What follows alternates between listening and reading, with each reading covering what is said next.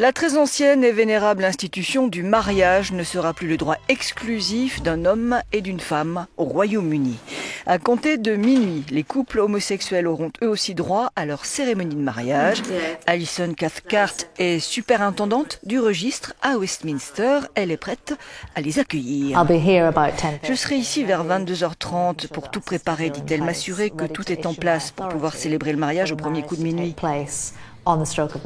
Je devrais signer le document, comme quoi j'avalise ce mariage. Le mariage, c'est un engagement verbal. Répéter la formule rituelle, c'est ce qui rend le mariage valide. Signer le registre, ce n'est pas ce qui le valide.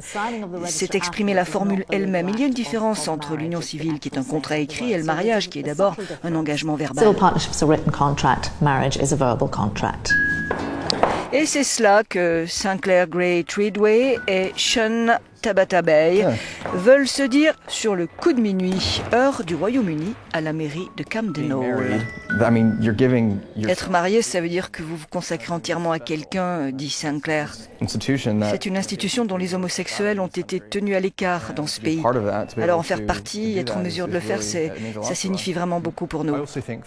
Avec la communauté gay, ajoute Sean, il y a toujours ce stéréotype qu'ils ne veulent pas faire partie de la communauté du mariage. Ils ne veulent pas faire partie de tout ça parce qu'ils sont ouverts, ils ont beaucoup de liberté sexuelle. Et c'est complètement faux. C'est à la mairie d'Islington que Peter et David, eux, vont se dire oui. Dans leur choix du mariage plutôt que l'union civile, il y a bien sûr l'amour entre eux, mais aussi des raisons plus militantes. Avant tout, explique Peter, j'ai senti que c'était un privilège d'être le premier, d'avoir la chance de dire au monde que même si au Royaume-Uni c'est une avancée, il reste un long et difficile chemin à parcourir pour les gays et les lesbiennes à travers le monde.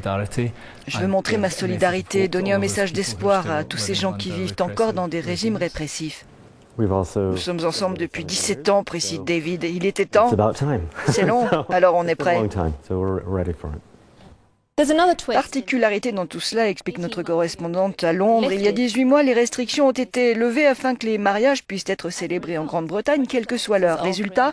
Les bureaux d'état civil ont permis les cérémonies nocturnes et la minute juste après minuit est donc très sollicitée par les couples gays. Euronews, London.